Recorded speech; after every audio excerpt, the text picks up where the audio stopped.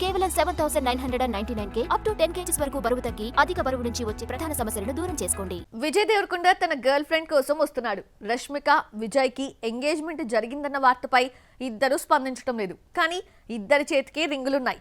నిశ్చితార్థం తర్వాత ఇద్దరు కలిసి ఒకే వేదికపై కనిపించడంతో ఫోకస్ అంతా ఈ ఇద్దరిపైనే. ఇందుకు వేదిక అవుతున్న ఆ ఈవెంట్ ఏంటి, అదెప్పుడు చూద్దామా?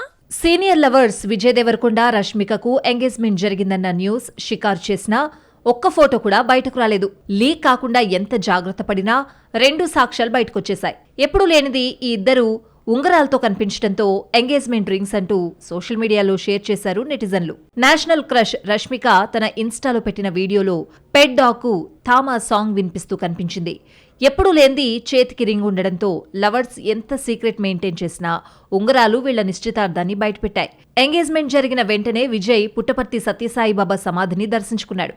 ఈ సందర్భంగా రౌడీ హీరో చేతికి రింగ్ కనిపించడంతో ఇది ఎంగేజ్మెంట్ రింగేనని నెటిజన్లు ఫిక్స్ అయ్యారు. ఈ ఇద్దరు కలిసి ముచ్చటగా 3వ మూవీ చేస్తున్నా ఆ విషయాన్ని కూడా ప్రకటించలేదు. టాక్సీవాలా తీసిన సంకృత్యాన్ దర్శకత్వంలో విజయ్ నటిస్తున్నాడు. ఇందులో హీరోయిన్ గా రష్మిక పేరు వినిపిస్తోంది. Engagement news national wide sensation అయినా లవర్స్ మాత్రం మౌనం వహించారే గానీ ఖండించలేదు.